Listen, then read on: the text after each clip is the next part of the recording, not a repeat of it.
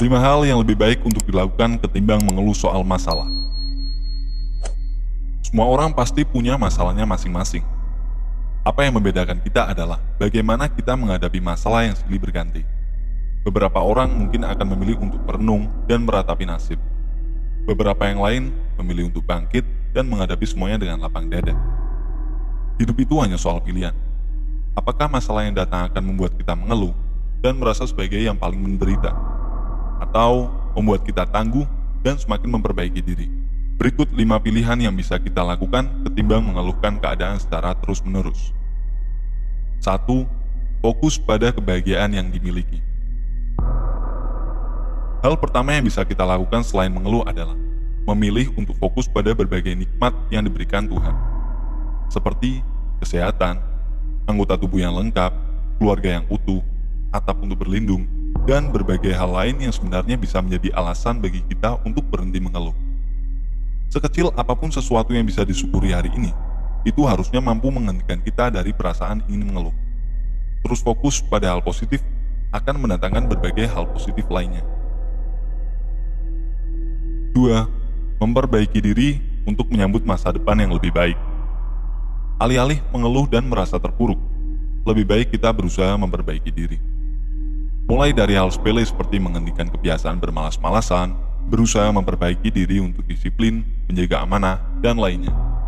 Berbagai kebiasaan baik akan mendatangkan kebaikan dalam hidup kita.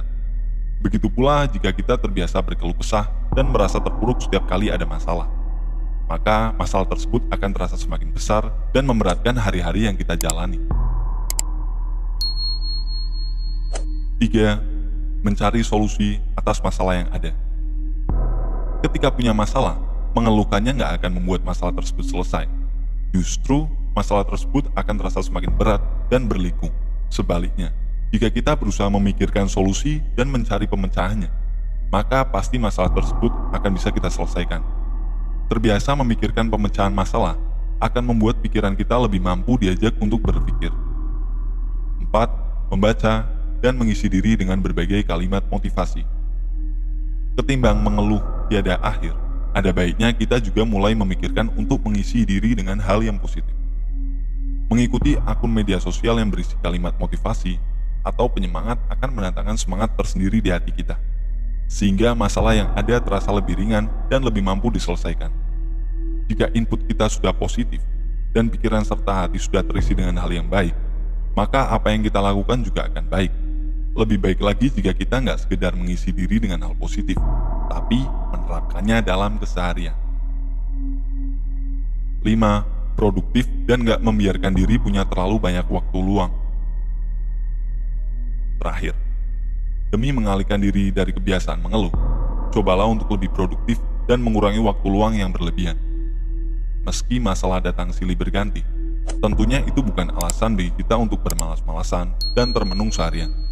Waktu luang yang terlalu banyak juga hanya mendatangkan hal negatif ke diri kita, sebab kita jadi cenderung untuk melakukan hal-hal yang gak penting.